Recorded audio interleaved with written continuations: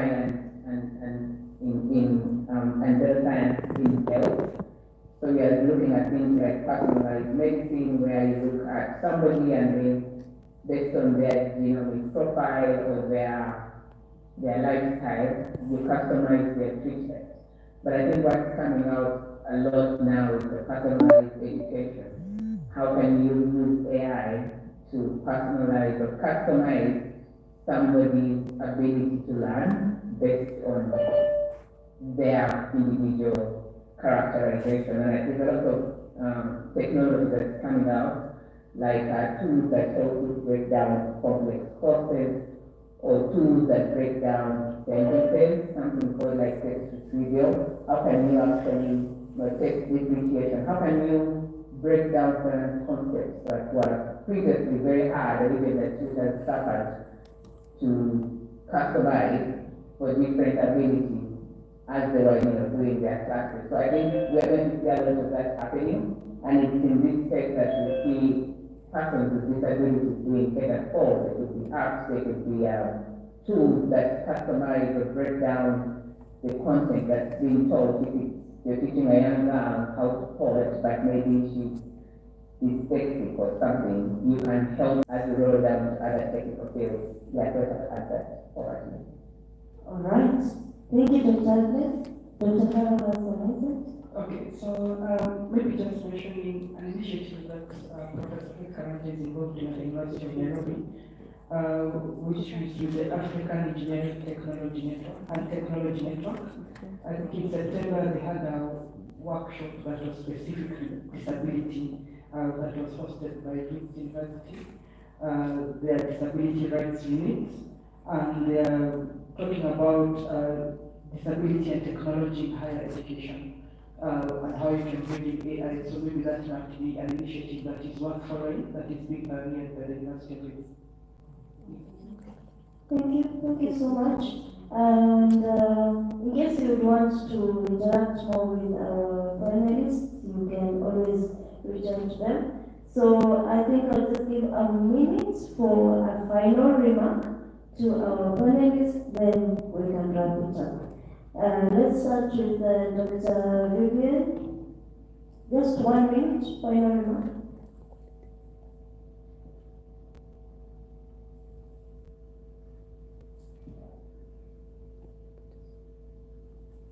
Okay, we can go to Dr. Agnes. I think for me it's been a very great session, listening into the diversity of the thoughts, the solutions, the opportunities that are out there for girls in science, for women in science, women in STEM, women in computer technology. I think it's a good opportunity, and we're going to be advocates for the girls who are not here in this room. And somebody once said we need to be mentors, mothers, and models. How can we use this space with all the information we've gotten today to speak to the women in our spaces, women at our workplaces, women in our communities, for them to know that there are pipelines for opportunities, pipelines for jobs, there are communities they can tap into as they pursue their careers in computer science and STEM at large. So thank you, USIU, and the whole team for hosting such a lovely meeting, and looking forward to the outcome. Thank you, Dr. Agnes. Dr. Carol. So my maybe 3 takeaways or things that I would like to leave you with.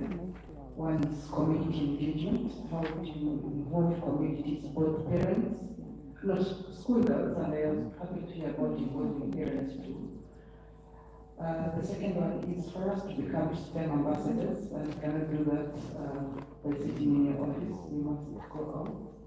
But I think the mental given of excellence, when you're excelling or you're a person of integrity in your STEM career, then you can be modeled by other people. And the last, of course, is visibility and recognition. When I say that mantra sisters is that the power of visibility cannot be underestimated. Let us recognize women in STEM and put them out there so that they can be able to encourage more girls to come into STEM. we had an interesting experience where we could see us speaking to some secondary school kids. And it was a Catholic school, and next door there was Catholic mass being prepared for, and the mothers on a Tuesday afternoon were singing. And we went and spoke to them, and the mothers were very excited to see these ladies talking about go and tell your girls to go and do mathematics. So I'm not talking about you talking to parents of children who are already in STEM schools, in alliances, and go to the village, and which forums will you find those parents? It probably might be choir practice in the afternoon of a Tuesday afternoon in a Catholic school where we talk about girls doing mathematics. Visibility cannot be underestimated. Thank you. Thank you so much. Dr. Njeri? Thank you very much for this opportunity. What I actually say is that everyone in this room is capable of lifting a girl and a boy child. So, and one thing that maybe for the men in the room, as much as this you say it's a women's celebration week, we are not saying that you want to be the head. What we just say is that kindly just hold us, hold that sister, hold that niece, hold that cousin, hold that lady, girlfriend also, hold them, and then be able to just tell them that it is possible that what I do, you can also do. So it is for all of us who are actually in here, how are we going to leave an impact to someone who feels like maybe the STEM field is challenging, and if I'm calling it challenging, but most of the time they actually say it's hard. What are you doing? What impact are you maybe like putting out for this particular person? So when you stand before God, because you're in this particular conference, you're going to be asked, what did you do with your good life to others? So what legacy do you leave? Thank you. Wow. Dr. Paula? What a perfect connector to what I wanted to say. I want to borrow what Caroline said. I am here because I'm standing on the shoulders of giants. And I think I already told you, Jennifer, you're the granddaughter of Dr. Getao. And so the ones I can see there who have taught. And I just want to also give tribute to my grandmother, Willow, who, when my mother was getting married to my father, said, please do not stop her from studying and excelling, because I know my girl wants to do that. So when you marry her, don't stop her from doing it. The same words which were given to my father were given to my husband. And our men, the men here, those online or those represented here, are sometimes gatekeepers, especially in our culture. They can either decide to support or frustrate the women. So in terms of generational impact, I am benefiting from what my grandmother gave. She passed on when my mother was still early on in her marriage. She never got to see us in this way, but I've benefited from those words. So my rallying call is also to the men who are really gatekeepers in many cases, to champion women, not to be threatened by them, and just to support them in their abilities and potentials. Serious words there, very serious words to the boy child who is always feeling threatened by the empowered woman. I can see Dr. Vivian is up.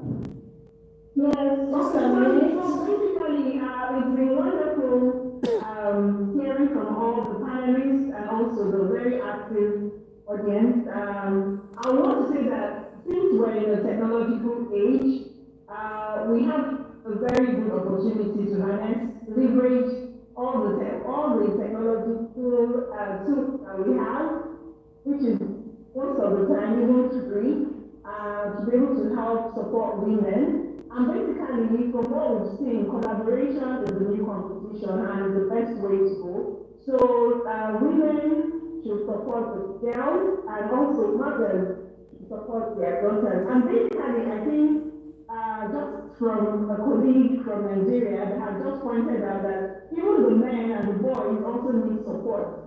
However, this program is focused for women. So I would say let's harness the technological tools that we have to support and boost, women in technology and also everyone.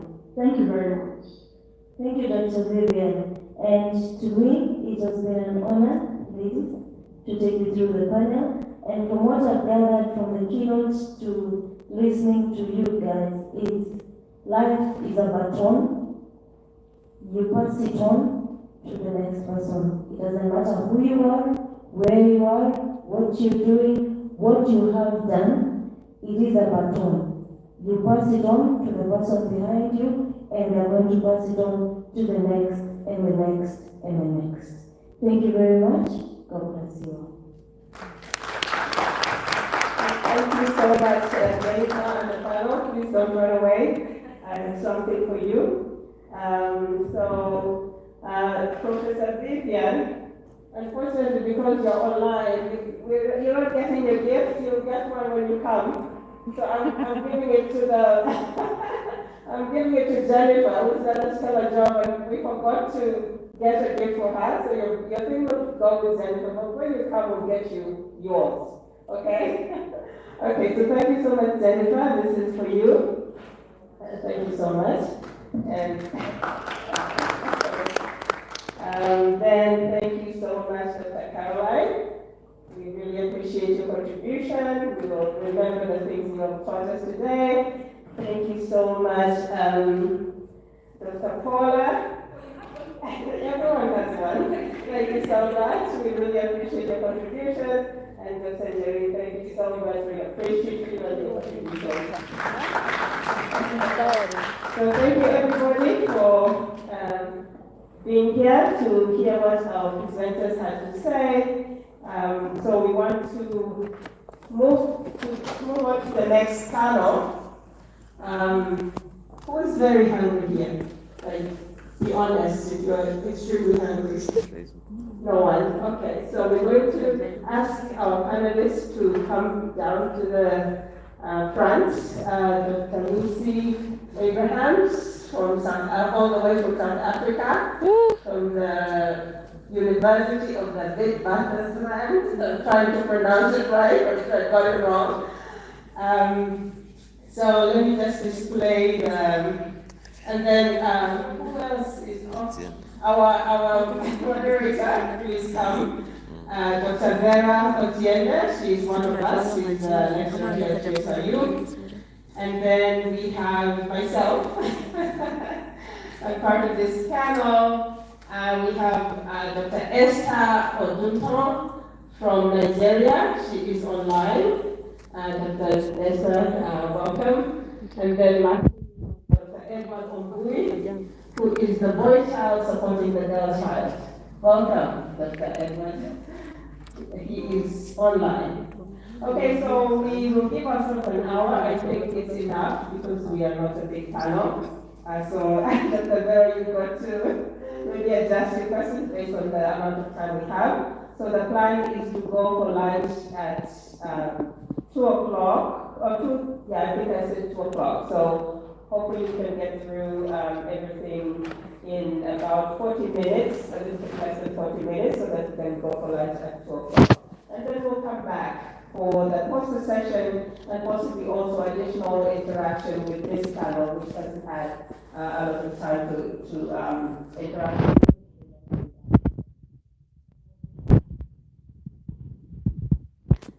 There's a microphone here.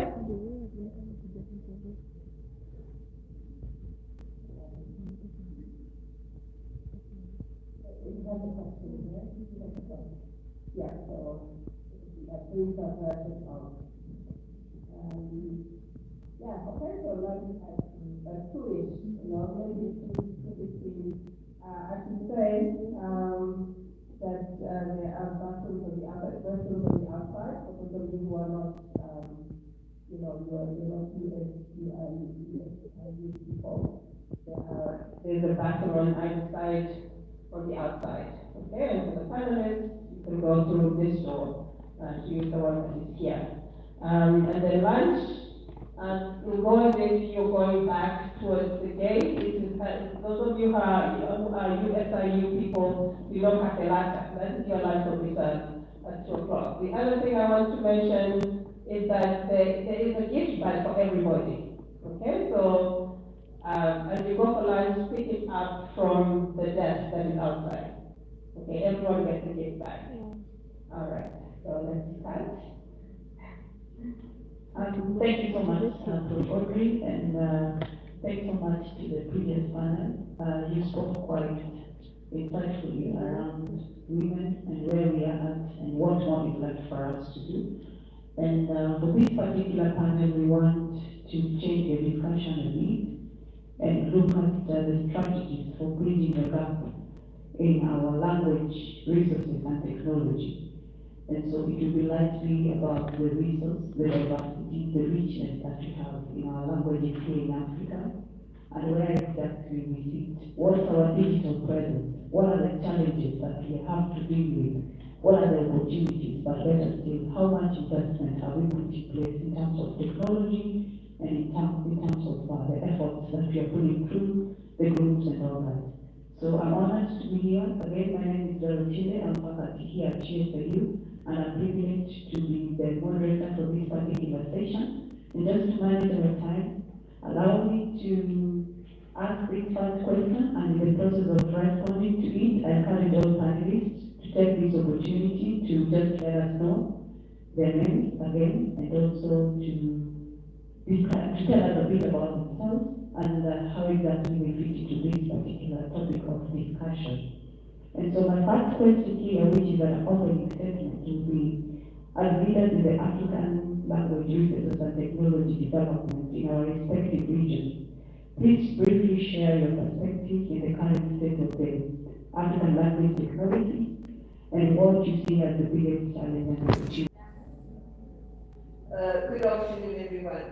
I think, as I was looking at the questions, my sense was that I'm going to give the same broad answer to all the questions, because there is one really important missing component, not just in African language resources and technologies, but pretty much across our digital ecosystem on the continent, and that is skills, digital skills, development skills, coding skills. So I'll say more about that as we unpack the questions further. Thank you. Okay, thank you so much. Prof. Lucy, as you get to respond to that, I had one of the minutes for you to just introduce yourself and let the team, everyone know who you are. Yes, thank you. My name is Lucy Abrams. I'm at a small research unit called the Link Center at, we'll say Wits University for short, in Johannesburg. And we focus on anything related to digital innovation or digital transformation, but we really try to build in an interdisciplinary perspective. So whether it's engineering, technology, sociological perspective, management perspective, economic perspective, any of those perspectives, we focus on ensuring that we promote the interdisciplinary thinking and analysis that is needed to understand these complex environments of digital innovation. Thank you. Thank you so much, Prof. Yes, Prof. Okay, so thank you so much everyone for staying with us until now. We appreciate your presence. So I'm Audrey Mogo. I'm the Dean of the School of Science and Technology here at GSAU Africa. I think many of you already know me. And also I'm involved in African languages research from a technical perspective.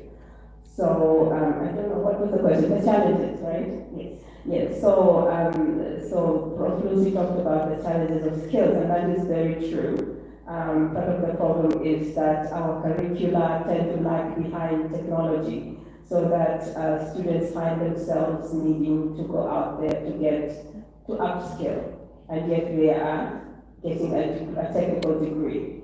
So our curricula need to catch up, our processes for preparing and approving curricula need to be faster, more agile.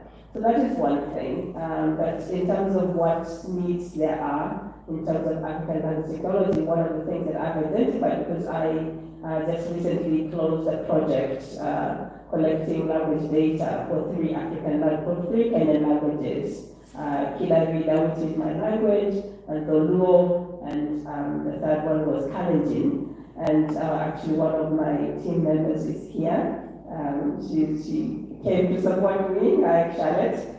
She was one of the people that I relied on heavily to collect the data. And so one of the things that we identified as a challenge isn't just getting people to buy into the idea that you can bring an African language into the technical space. It just doesn't compute for them because they've never been told that they could do that. They just know that when you're using a phone, use English, right? So that is a barrier that we have to overcome. Thank you. Thank you so much, Prof. Audrey, and I can see Dr. Esther. Dr. Esther, please welcome. Let us know who you are, where you're from, and your contribution to this question. Thank you so much to the panelists and the organizers of this program for giving me the opportunity to speak at this hour. I'm Dr. Esther Oduson.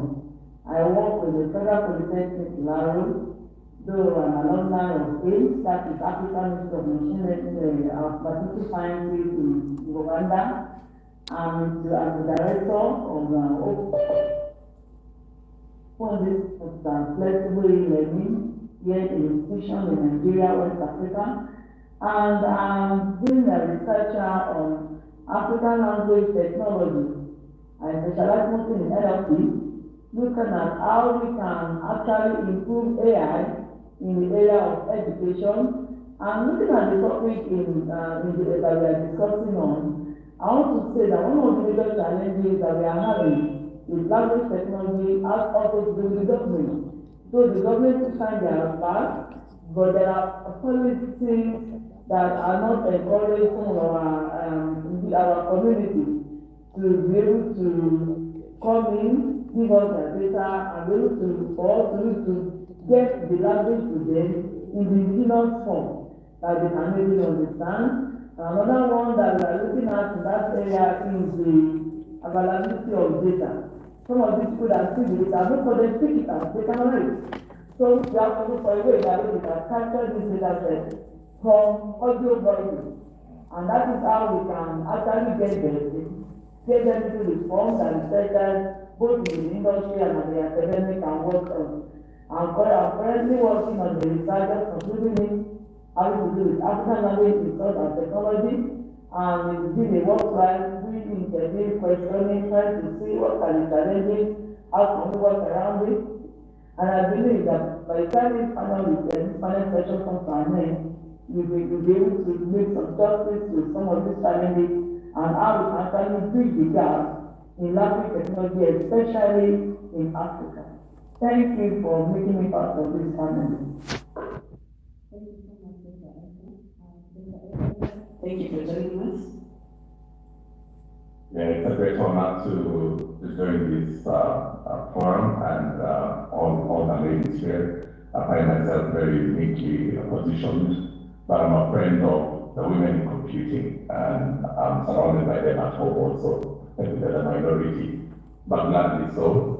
My name is Edward, and I'm also from the School of Computing, School of Science and Technology, and the Department of Computer and Computing. My area is in artificial intelligence, and we've been building a lot of work, specifically with a project called Kenya Language Corpus. Short form is Ken Corpus, with my colleagues also from Maseno University of Nairobi, and a couple of others. So what we've been doing is curating data sets which are made up of machine learning. So we started working with 5 languages in Kenya, and some of them have dialects. And so when we asked about some of the challenges in the landscape, and one of them, without repeating what my colleagues have said, is obviously that the challenge of infrastructure, internet, especially for some of the remote places where we've been trying to collect the data from primary data. also something else, especially when we have dialects. So there are all these electoral diversity. And you find, as Esther said, most of our African languages are spoken. And so when we're trying to document this and trying to have it in written form, for example, when you find that the Luya, they have all these dialects, or even within the Kikuyu, you get the Kikuyu for Rana, the Kikuyu. So when it's spoken, it's different, and then when it's written again, you see that's different. So the issue of standardization becomes a challenge. So these are some of the things that we're trying to address, working collaboratively with our linguists as linguists at Finland Space. Yeah, thank you. Thank you so much, Dr. Bui, for your contribution. I'll come back to you, Prof. Lucy Abrahams, and we'd love to hear from you your experience within academia and the collaborative model, specifically with the challenge that you have just highlighted of the digital skills. What's your opinion on how African universities can drive the development of the language resources, both in terms of research and practical applications? And also, maybe as you respond to that, then you can also speak to us any of the experiences around the collaborative models, either globally or regionally, that have proven successful in advancing the African language research and technology. Thank you. Thank you. So, two things about how African universities can move forward. I think both initiatives have to be about moving beyond our own institutions. We have had for over 20 years now research building African language resources, mainly resources, not technology. But these initiatives are contained within individual institutions, individual universities. And what that means is we cannot scale. So that's first part of the diagnosis.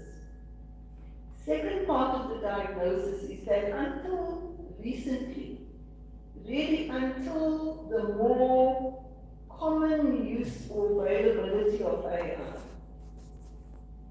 African universities have not been engaged in building our own technologies.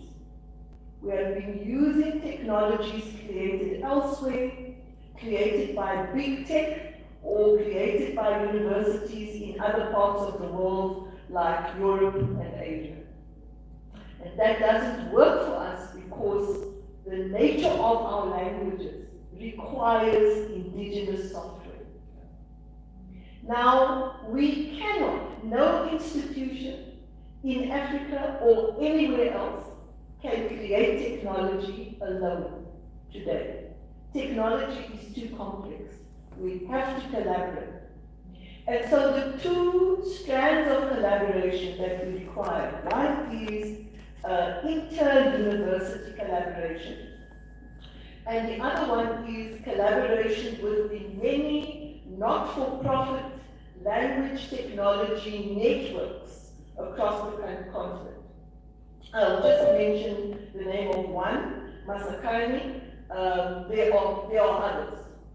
And so I think in the next 10 years, we mustn't wait, but starting, and I think we've already started, and this event is in fact part of exactly such a collaborative initiative, that we must be engaged in building cross-university, cross-country, cross-network collaboration, both for resources and for indigenous software and other technologies.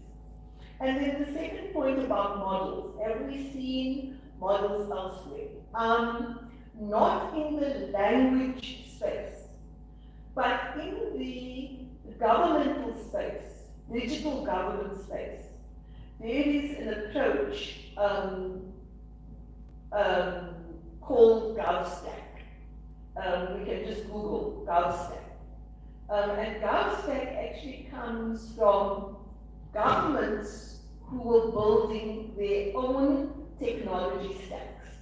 So India has India Stack, and Estonia has, they don't call it Estonia Stack, they call it something else. But these are modular approaches. So let me explain very quickly what I mean by modular. If we are creating a module, let's say it's a part of speech tagger for a particular language, we want to design or elaborate or develop that part of speech tagger in a way that it can be used and reused multiple times for multiple languages. So we want to create these modules. Some of them might be tiny, some a little bigger, some quite large modules made up of multiple building blocks.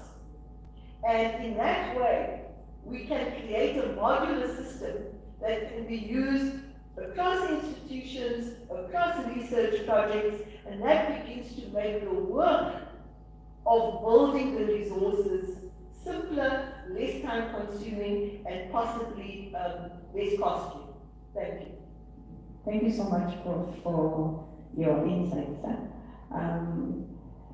Dr. Audrey, you've been in the education space for some time, and by default, of course, if you work in academia, we always have the confidence that you're training the next generation of professionals.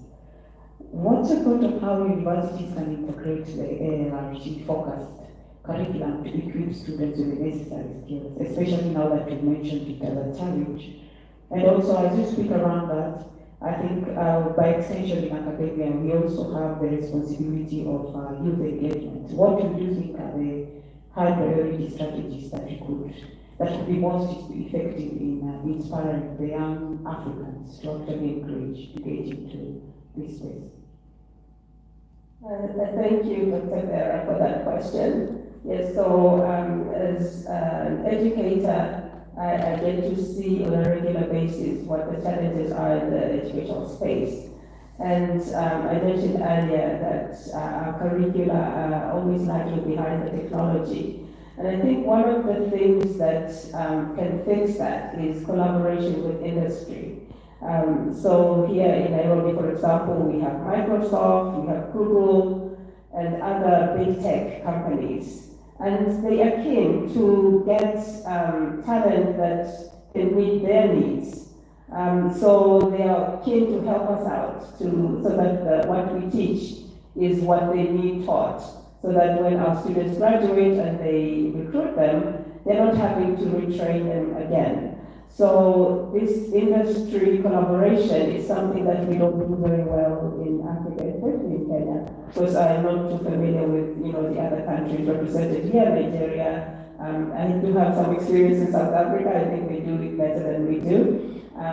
But there's generally, so I was in Finland a few weeks ago, and I was amazed at how closely industry works with universities. They even have they would have a professor that is next door to a room that is full of people from, let's say, Microsoft or some other industry. And so there's that very close collaboration. The students can go next door. Things that we can do is those short courses that young people who maybe are not yet in university can take as they wait. During the holidays, a lot of them get into mischief.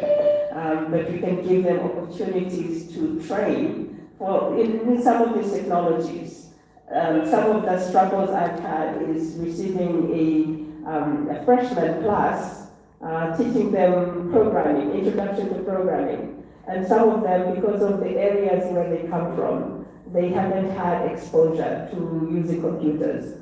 So you're getting a group of students, some of whom a little bit ahead, some of whom are very far behind in terms of their exposure to technology. So what I would say, let them interact with technology long before they get to university. Through maybe universities visiting schools, industries visiting schools, bringing their computers. The great thing today is you don't have to lug a large computer to go and help students to learn how to program. You can just bring your phone and be able to do it. So yeah, so that exposure early on before they get to university, I think would be very helpful for students, for young people. Thank you so much, Prof. Mutri. Dr. Esther, if you're here with us still, you need to highlight when it comes to language development, that are the availability and also cultural preservation, we really have to deal with some significant challenges. And I want you to speak to us about what's the government's role on just ensuring that, or rather supporting the oral stories in Nigeria. Probably thinking around how we can balance developing the resources for the widely spoken languages. Dr. Esther?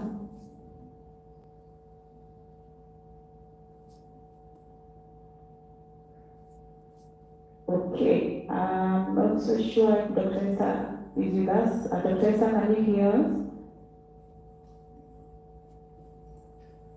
Maybe, maybe not. Yeah, okay, yes, go ahead, Dr. Esther. I see you back on, right?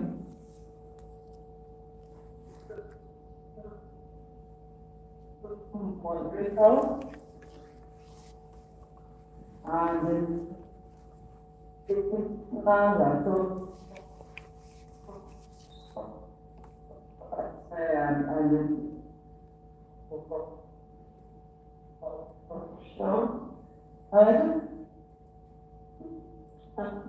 sorry, Dr. Esther. about the government. We are missing your points, Dr. Esther. I think your audio is a bit. So can you hear us, Dr. Esther? Can you hear me? Yes, your mic Hello? is on now. Yes, we can hear Can you hear me? Yes, yes. What about role of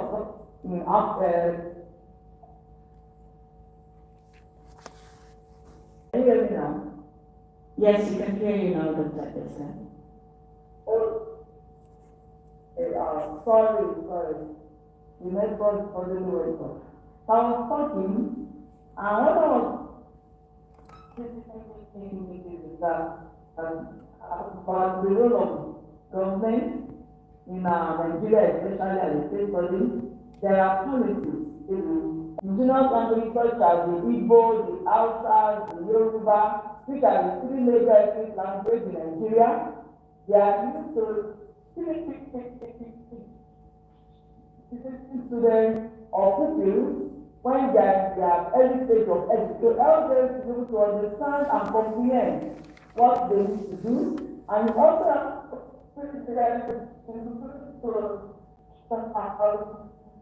form gradually implement to come up with multilingualism that allows anything taught in English to also be taught in other dialects. And that is why in most Nigerian schools we have all these ethnic languages as a subject. So every child is entitled or given the opportunity to learn what education is in their own language. Also, in the Nigerian government, we also come up with initiatives like coming up with digital literacy for all. The digital literacy for all is a program that helps to bridge the digital gap, especially among the children and adults and others illiterate. And that approach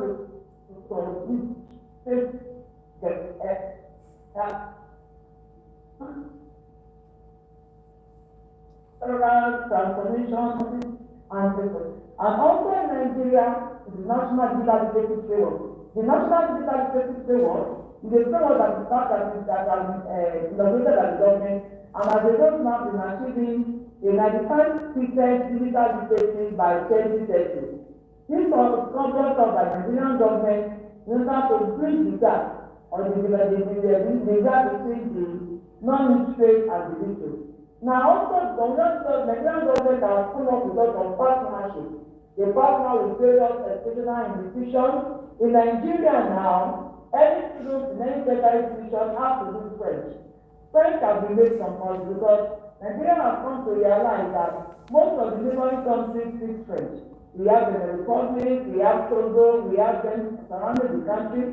So because of that, we are going to come with bilingual, ensuring that French is compulsory for all students, so that by the time they are growing, they need to communicate at least with the nearest the neighboring country. And also, one of the things that the Nigerian government has done is providing funding, especially for startups, so that there can be marketing opportunities for all these products that are being raised by the small companies that are springing up in the country. And for the bridging of the gap, the another thing that the government has done is ensuring that there is partnership. They call SMISA. SMISA is a government agency that is meant to ensure that education, digital literacy is taken to the grassroots, and they are doing lots of things. And so let's leverage the gap between the under-resourced language and the commonly spoken one. One of the things that is done is to leverage on technology to ensure that we come up with adaptable, localized tools and resources. And some of these tools, we have Moses that can be used that can easily work well with small data sets. We have Marian NC for machine translation. We have FastTech and many others. We have tests that can help in SCT, that is converting from speech to text, as I said earlier, that most of our indigenous languages are spoken, and we have players that are in text form. So for standardization, we can have that software like DeepTech, software like Kali, they are there in Africa that can be used to actually bridge this gap. Another approach that can be used to bridge the gap is by looking at those endangered languages, to look at how popular are these languages, how are they being used, what is the population that is using these languages, and we look at the level of their engagement. I mean, what level, which one is the most vulnerable to be endangered. From there, we can pick up, okay, this language is most is prone to be endangered. Then from there, our government can also work on it, make use of this, leveraging of this technology that can help us to be able to keep those languages intact. And also post-learning collaboration. Definitely, there is no way an industry or organization can do their own thing separately on their own. And with adequate collaboration, the government is encouraging private-public partnership, bringing in big tech organizations to come and collaborate with institutions. Currently, in my institution, we have IBM collaborating with National Board of Technical Education. And what are they doing? They are bringing in those AI courses, those technological courses that can help the lecturers and academia, as well as the researchers, to be able to work on research that can help in bridging the gap between the under-resourced languages and the ones that are commonly spoken. And also community participation. This community participation has been taken to the ISC even in Nigeria, and the government is still working on it. So last week I was on the good town where we are on AI, where we have the community of data science Nigeria, hosting thousands of undergraduates and researchers and professionals. And what are we doing there? We are trying to see how we can collaboratively take AI to be something great in Nigeria and Africa as a whole, how we can bring up ways at which language technologies can be improved. Because once language technology is improved, healthcare will be beneficial, agriculture will benefit, many other parts of social value will be of benefit of this. Last month I was in Senegal during the deep learning in Daba. During the conference, when I got to the town, most of them speak their language and French. I couldn't speak French. There are a lot of language barriers. But then we have all these leveraging all these more technologies that can help to translate from one language to the other seamlessly. That will go a long way to bridge the digital gap that we have in language technology. And also by ensuring that we have customized applications that are readily available. These are other measures by which all these gaps can be bridged. And the thing for us to say, setting priorities. Priorities can also be another approach that can be used. By the time we look at what are the basic needs, is it education, is it in health, is it in agriculture, what is it? But I want me or community then what approach or what implemented for, just like the hospital said, as Lucy said, that modularization. It took a long bridging the gap between the undertone language and the commonly spoken language. So the level of spent again I conclude in providing funds, giving us a basic community,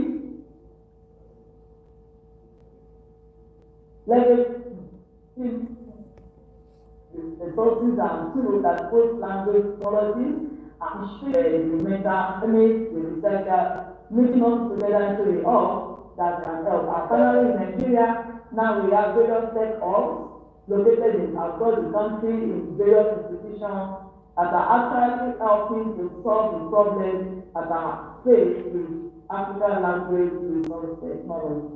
I hope I've been able to say true to the question that was posed before me, and I believe that this will be one of the things from what I'm saying. Sorry for the network disturbance. In fact, what I'm talking about is no worries, Dr. Thanks so much for your contribution.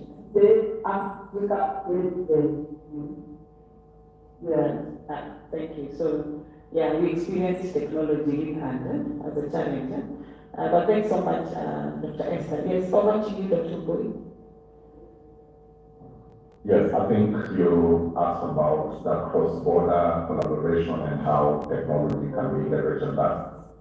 And I like an example that one of the previous speakers talked about. When you look at a region like East Africa, regional languages like Swahili, which has been proposed by African Union as a legal franca for Africa.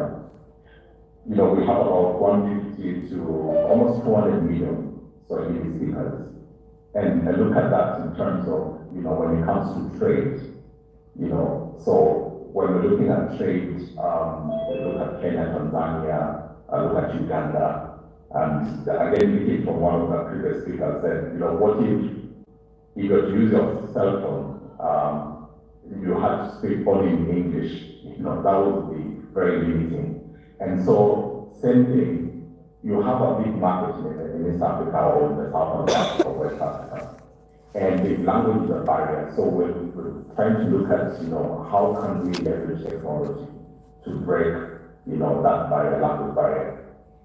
And so when you look at tools like, machine translation, so that, can be able to translate from one language to another, or better yet, when we're looking at, a regional language like, now, indigenous African languages like Swahili, developing tools and this development being done collaboratively, then I think we'll actually be able to move faster to having better quality tools so that we're not having these joint development projects.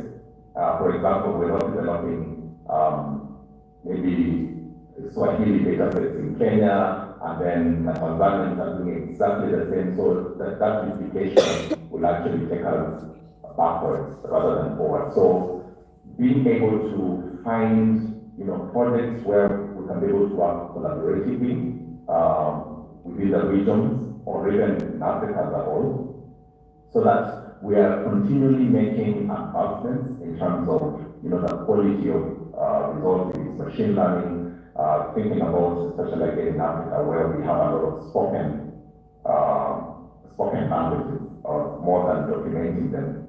So if we can be able to probably prioritize speech-to-text technologies, so that, again, I'm looking at the number of people who can be able to speak in English, and looking at the number of resources, whether it's in health, whether it's in business. So this actually disadvantages them. So if we can prioritize some of these technologies and collaboratively work on tools, for example, in Swahili or in Yoruba or in Shona, and we are looking at a bigger number of people who can actually be able to leverage on this and bridge that gap of be it inclusivity, be it in terms of integration and cultural exchange. So those consulting efforts will be very necessary when it comes to trying to see what is common within the region. How can we accelerate the development of these language technology tools so that we can be able to move faster, have a shared architecture, and I think the first speaker talked about the modular development, so that those architectures, they are standardized ways of and approaches to the development of this, and in so doing, we can plug in any language into a shared architecture, and in so doing, we'll have more and more languages. Eventually, probably, there are over 2,000 languages all included in this particular architecture. So, in summary, I'm looking at it in terms of, more collaboration in terms of research, more collaboration in terms of pulling resources together, having open data sets, so that, Kenya, Tanzania, Uganda, when you look in the southern parts of Nigeria, as Esther said, we can be able to actually move faster. And probably something else, maybe for the low resource languages, another technology that can be very helpful is what we call transfer learning.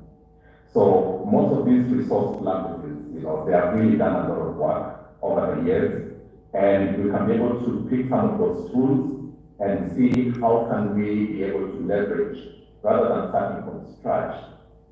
Maybe if I give an example of machine learning, how can we be able to maybe unfreeze the last layers and train them on the limited data sets that we have, whether it's in automatic vision recognition, and in so doing, we shorten the time of the development of tools, which we can use as low-hanging fruits, especially for governments, to be able to see the benefits of when we're talking about African language technologies. Most technology, it's very hard to convince them and tell them, funding resources here, if they cannot be able to see tools which can be used in a day-to-day when we're talking about, digitizing government, or we're talking about, many other areas in government. So in so doing, I think they can see value, the different stakeholders can see value, and not just in Kenya. If they see this is possible in Kenya, or it's possible in South Africa, then the neighboring countries, can be able to follow a lead and also come on board. Thank you so much, Prof. Mbui, and thank you so much to all the panelists. Listening to this discussion, we have all spoken to the advancement in technology that you're using to just ensure that we actually we ensure our presence within the digital space, but at the same time we ensure that there is inclusivity. We try and adopt or develop our own technologies based on our indigenous needs, just to try and ensure that there is inclusion across levels, at all levels, whether it is at the basic level of ensuring literacy, but also at the academic level of ensuring that we are able to adopt new technologies. But this doesn't just come easy. When you start thinking around all this, then there are policies that have to be in place. There are matters around ethics on data collection. There is also privacy, which sometimes we overlook, and then we realize that there's a lot of intrusion about the same. And this is just an open question to all of us.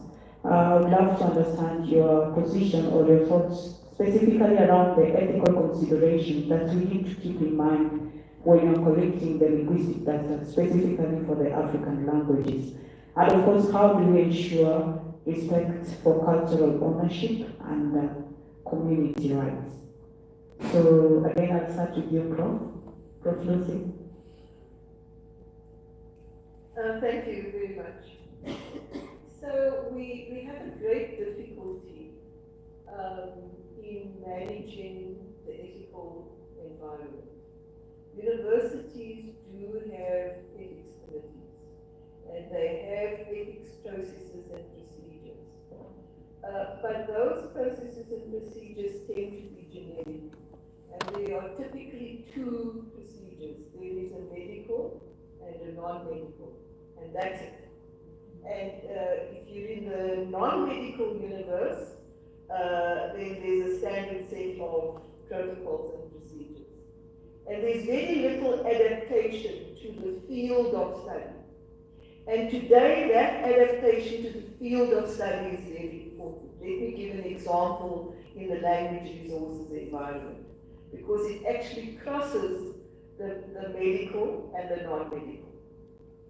So if we're collecting language data, which we need to, about sexual health and well-being and reproductive health and well-being, then we need to ask people to talk about those issues. And in that process, there will be medical issues and there will be non-medical issues. But we do not have ethics protocols that are sufficiently evolved to deal with that cross over, but also to ensure that the new ethics protocols are not so restrictive that they actually work against collecting the data. Because in the medical environment, the protocols are highly restrictive. And that may be because they need to be, but it's also because we do not regularly update our protocols and procedures and requirements. Even in the medical environment, not every medical circumstance or condition needs to be equally restrictive. Some can be more. Thank you. So I think that Dr. Lucy has addressed that question quite deeply. You know, the question of ethics is very complex, and there are experts who have, you know, the training and the exposure to the problem that allows them to address this very effectively. But the other thing I want to say is that the issue of ethics is multifaceted. It manifests in many different ways. So the aspect that is top of mind for me, because I recently was looking at funding applications for language projects, data collection language projects. And some of the applications that I noticed, the leadership team, didn't include a speaker, a native speaker of the language that they're going to work on.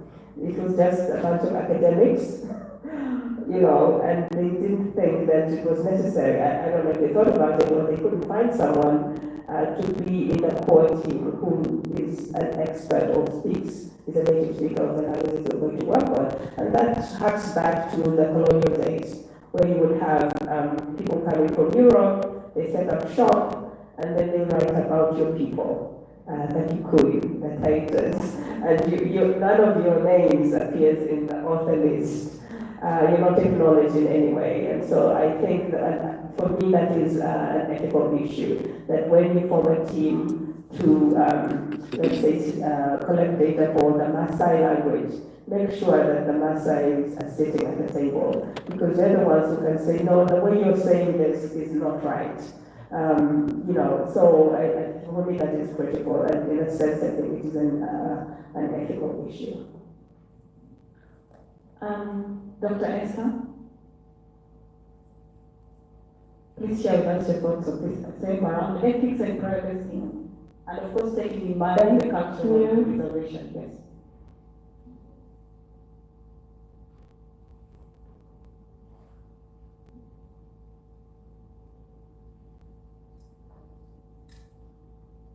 Dr. Esther, I don't know if you heard.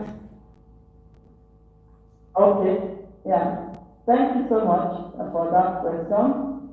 For me, having to do with ethical consideration, I believe that when you are collecting data as researchers, what I have done in the past is that I'll let the data contributors know, educate them on what the data is meant to be used for. Now, when they have the knowledge of what the data is to be used for, then you take their consent. That's what I've done. Some of them will be glad, and they will tell you, oh, please, use my data. And once their consent is sought for, and they know quite sure that after the data is collected, it will be used. How can we organize, you know, we have the different government levels up to the chief, the sub-location, the villages. You cannot just walk into a village and say, hey, I'm collecting data. You have to follow that protocol, get a letter of introduction, besides, clearance from the ARB and the national, what you call an acoustic. Then you have to go to the chief, tell the chief, I'm gonna be here. And this is worse, especially around, election time. They think probably you're campaigning, okay. So that all is very important, we realize that. So establishing a very clear structure. If I give an incident when we're collecting data, primary data, whereby we're asking primary school students who are actually in Kenya, there is a policy from the Ministry of Education whereby the lower primary kindergarten up to lower primary they should be taught the native language of the region. So we thought probably if they can be able to do some composition writing on any topic, we can collect a lot of primary data. But then, so who do you go through for you to reach the students? You have to go through the head teacher besides the chief of the area. Then the head teacher obviously is the person they're asking, what's in it for me? Not even for the school, what's in it for me? And sometimes you're trying to paint a bigger picture and saying how this will be helpful, whether it's in machine translation or tools that will generally help to edit the documents in the local languages. But in spite of that, there's always that question, what's in it for me? What's in it for me as an individual? And ethically, again, having gone through ethical training and saying, if they keep on pushing on it, so what we had is, you drop that particular school and move on to the next school. But it's not easy, especially whereby you're pressed on time and resources. And some of the schools, they're quite in a remote area. And so, and as the previous speaker said, capacity building is very important. Training and telling them, this data at the end of the day, this is the biggest good we're doing. So that we can't run away from it. So when it comes again to educating our communities and letting them know what is the bigger benefits. We found it very easy working with local radio stations. In fact, for them, they saw a big opportunity sharing their data with us. For example, you find DSTV, when they send the adverts, they send the adverts in English, but you're supposed to translate into the local language. And so telling them that, once we have the data sets, then the possibility of having people developing technologies that can do translation, will be accessible to them, and they are very, very quick to share the data with us. So I think most important here is establishing that ownership and letting the community know that, despite of this collecting, us collecting these data sets, you have access to it, whether in the immediate or downstream technology that will come. So, yes, I think that's what I can say for now. Thank you so much, Prof. Mui. Maybe I can take this opportunity to welcome questions from the audience. Any questions from the audience? Anyone with a question? Okay. So I see we have 2 questions. So we will take 2 questions and then we'll come back to our panelists to give us the 1-minute wrap-up content. But of course, maybe very much for that awesome presentation. I'm so sure we've had this conversation with Edward, I called him a different name. One of the things that there's a certain discussion that was brought up, and I would love maybe Edward to just maybe if he's actually thought about it. We talk about infrastructure, and the aspect of infrastructure we are seeing Microsoft.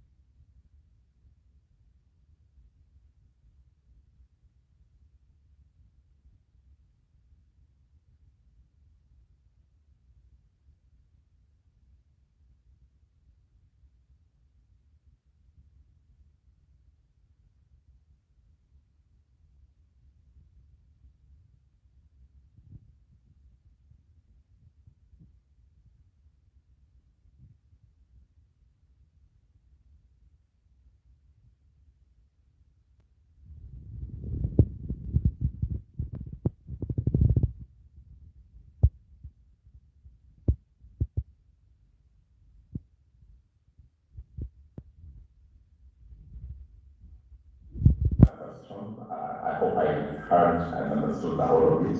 There's some kind of effort. I think it's good, again, when we're looking at all these partnerships, from industry and then providing the back end, whether it's in storage, because storage is big, because that's a big constraint. Again, when we look at more so going beyond just text, when we start using voice, connecting voice data sets, connecting data sets and all that, then they occupy a lot of memory, and which actually I don't think there's one particular university in Kenya right now that can say we have enough storage for this. And so you find where, we're either hosting most of these data sets, for example, the Ken Corpus, we hosted it with, Harvard Dataverse, and we're saying, why don't we have a local resource whereby we can be able to host, our data sets, can be able to, store all these data sets, whether voice or text. Now that is one, and like the example you gave, that would be fantastic, whereby we're sure, yes, the data sets are here. But secondly, again, the next level is access. How much access, will the local community, the researchers be able to get to this? Is it restricted, unrestricted? So again, policy around that to really inform decisions along that area. Now, you mentioned about downstream, right at the farmer level, where we started out and we got this data from the farmers, or we got this data from the teachers in the local community, or just the community, the language community. And so when you look at where the data is stored and where they are, the question will be again the medium. How affordable is internet? And if it's not internet, if you're going to develop applications, do they have the devices that, for example, smartphones that can be able to really, tap into, these data sets or from these servers and seamlessly, get that data and back and forth so that it will at both costs. And so one of the ways, again, which I think I see as an opportunity is how can we work with the reality as it is? If the farmers don't have high-end devices, can we be able to build applications which can still allow them to access info offline? Then if there's any update to be done, then that can be done wherever they get access to, let's say, internet services. Or, those apps, finding a way that whatever information is required, you don't have to connect live to the servers, and that can be done locally from at home. So I think the multiple approaches and multidimensional, as someone else said, we can be able to see context by context. Now, if you look at regionally, then we'll say, Kenya is way more connected. And actually, even when we look at Kenya, South Africa, and probably Nigeria, compared to the rest of southern of Africa. So what can be done to, as we talked about that cross-border collaborations, how can the other nations learn best practice and expertise to be able to leverage on this? Why can't Kenya share maybe the same resources with Swahili data sets? Tanzania doesn't have to, again, invest so much.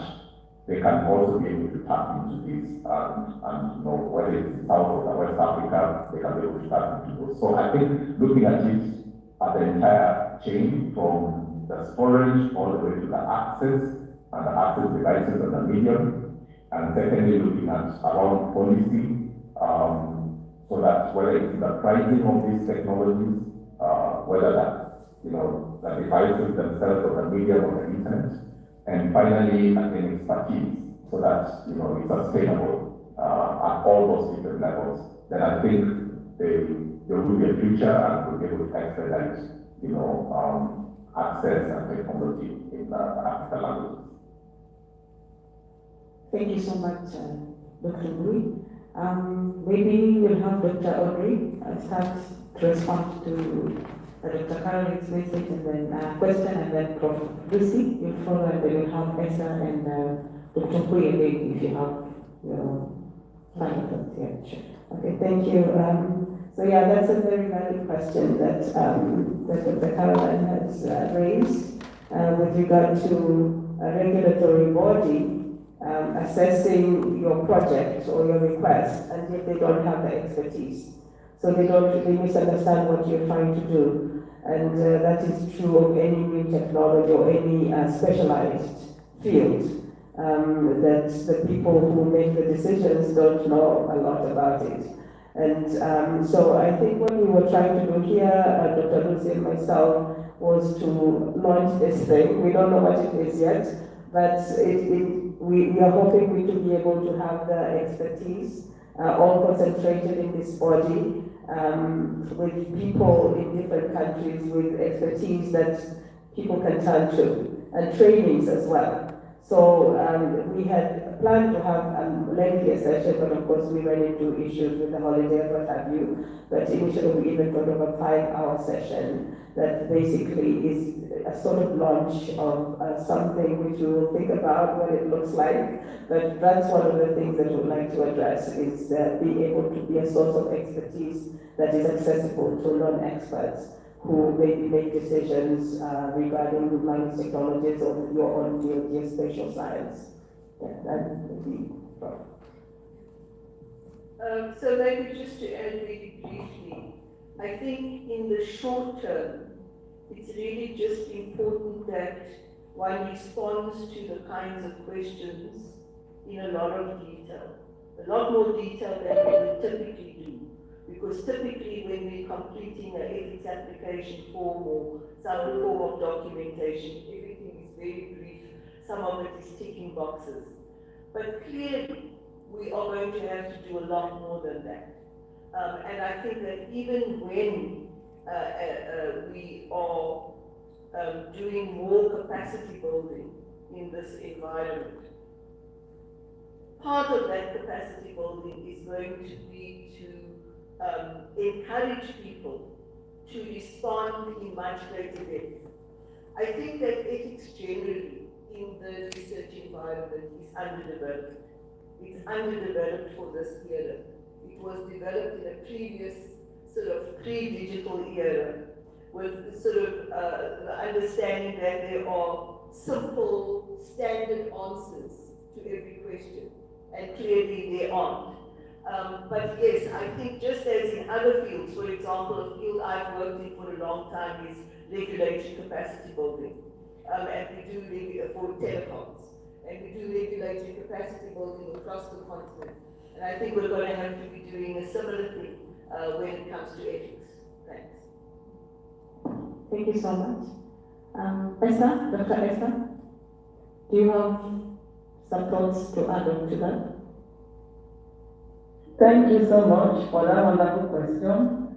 What I want to say is that where there are domain knowledge or things that are required in any particular aspect of research, what I see in this current language technology research is ability to be able to express what exactly you want to be solved.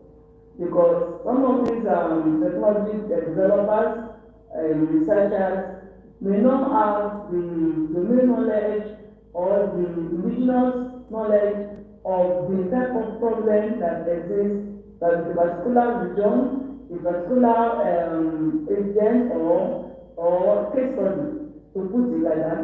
But by the time you make it known and getting able to get the rudiments of what is required, I believe that will all go a long way to be able to solve specific problems in specific areas.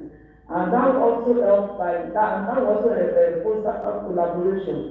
And when there is maximum collaboration, just like the community I am in, we have health people that are in medicine, that are not even in IT at all. When they come in there, they will tell us all those things, how it is run in medicine and in their various domains. And with the domain knowledge, the technology, the AI people among us, to be able to do us, look into it and provide solutions to their problems. So by so doing, into health. And this is a long way to either find data creation, because there's a difference between just getting the data and getting the right data that will solve the problem at hand. So all these are very important. And by the time we put all this in consideration, collaborating together, we're able to go a long way in solving some of these problems that we encounter in language technology. Even a layman that does not have to speak anything can come up, can give us whatever he has. From there, we that technology can work together and bring up a solution to all these data collection problems, technology infrastructure, and the rest of them. Like at the end of the day, we have a formidable result that can solve our problems. Thank you. Thank you so much, Dr. Benson. Dr. Edward, so I guess we can start from you. Please share with us your final thoughts on what you believe will be the most impactful development in Africa in the coming years. That's a very good question. In a sentence, for me, I'll say people, even as we talk about technology, people come first. We need to invest in the capacity. We need to invest in training our people. We need to invest in showing governments, especially our African governments, the value.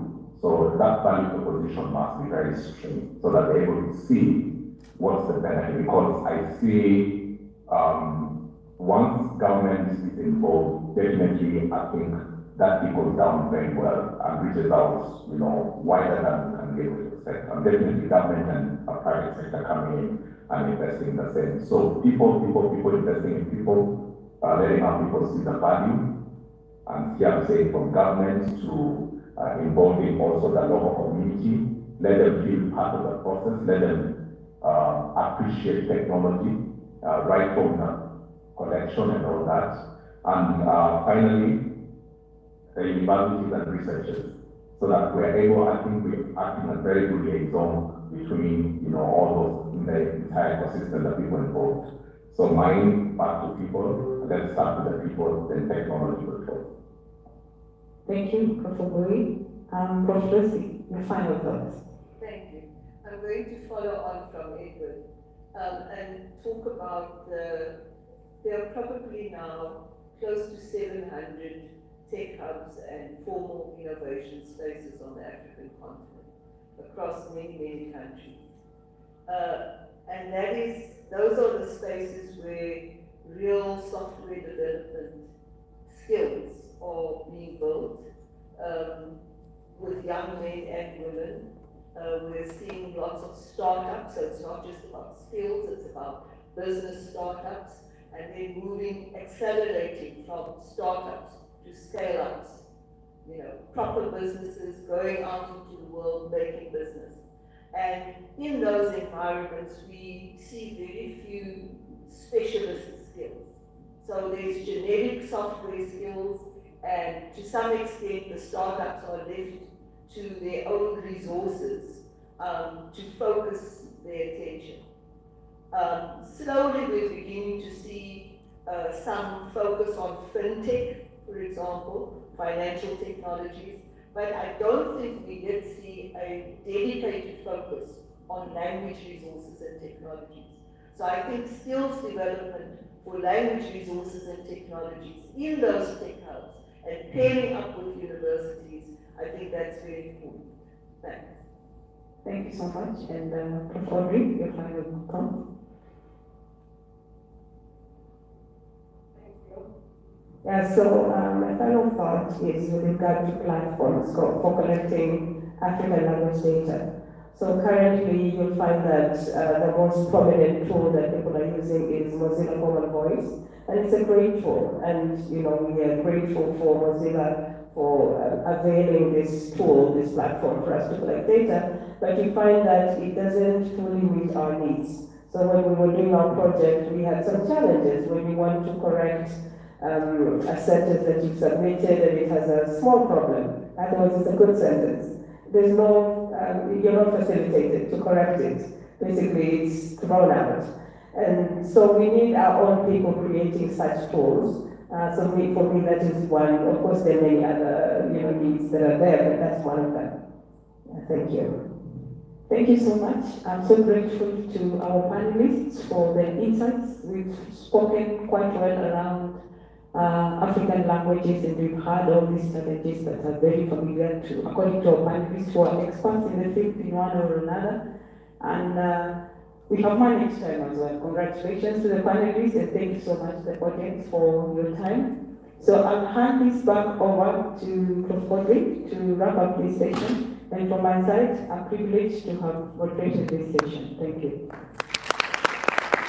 Thank you, Dr. Clara. So I want to just catch up on the timetable. We're way behind, but we are going for lunch now. But before that, there are gifts for the panelists. So please, panelists, don't go away, and the moderator also don't go away. We are going to be gifted something. Unfortunately, those of us who are online, when you get here, which is easier for anyone.